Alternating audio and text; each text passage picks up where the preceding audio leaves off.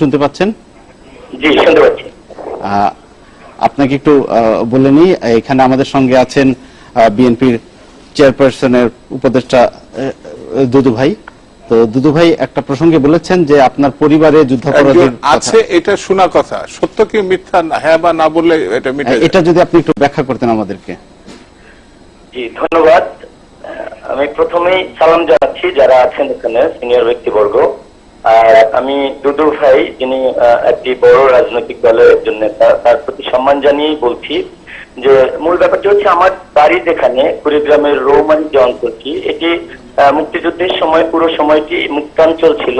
এবং উনি যদি মুক্তিযুদ্ধের ইতিহাস বিন্দুমাত্র ওনার ধারণা থেকে থাকে তাহলে উনি জানবেন যে রৌমারী অঞ্চলে কোনো রাজাকারের কোনো অবস্থান ছিল না, প্রথমত। আর দ্বিতীয় যে বিষয়টি, আমার দাদা মুক্তিযুদ্ধের একদম শুরুতেই, মানে খুব মুক্তিযুদ্ধ শুরু হওয়ার পরই উনি শহীদ হন, এবং যা বঙ্গবন্ধুর কাছ থেকে ওনার একটি সনদ নেওয়া আছে।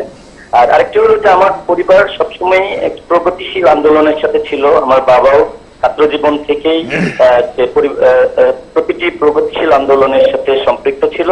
তো আমি ওনাকে আহ্বান জানাবো, আমাদের দুদু ভাইকে, যে আপনি যদি এই যে অভিযোগটি তুলেছেন সেটি যদি প্রমাণ করতে না পারেন, এর ফেরত আপনাকে দিতে হবে। আর আমি আশা করব যে আপনি এর অভিযোগটি প্রমাণ করে আপনি জানিয়ে দেবেন যে সত্যি এরকম একটি, না হলে আপনারা যে মিথ্যা রাজনীতি করেন, যে মিথ্যাচার করেন আর কি, এর আগেও যে অভিযোগগুলো আপনাদের নামে এসেছে যে আপনারা বাংলাদেশে একটি মিথ্যাচারের রাজনীতি করেন। আপনি একটু আগেও জাতির জনক, যিনি বাংলাদেশের স্বাধীনতা নেতৃত্ব দিয়েছেন, তাকে বললেন মরহুম জিয়াউর রহমান, মরহুম শেখ মুজিবুর রহমান।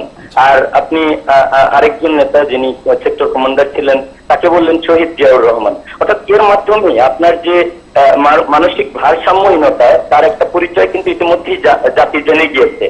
তো আমি আবারও আপনাকে আহ্বান জানাবো যে আপনি যে অভিযোগটি করেছেন তা প্রমাণ করে জাতিকে বুঝিয়ে দেবেন যে না, সত্যি আমি। ইমরান সাহেব, আপনাকে ধন্যবাদ। আমরা আপনার ব্যাখ্যা পেলাম এবং আমরা আপনার কাছ থেকে সরাসরি শুনতে পেলাম আপনার বক্তব্য। ধন্যবাদ আপনাকে আমাদের সাথে থাকার জন্য।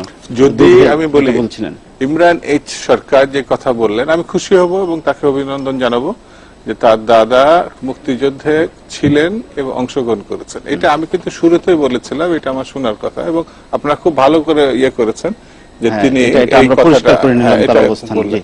আর এটা প্রমাণ করবেন সাংবাদিক যারা আছেন, তারা যদি এটা ঘটনা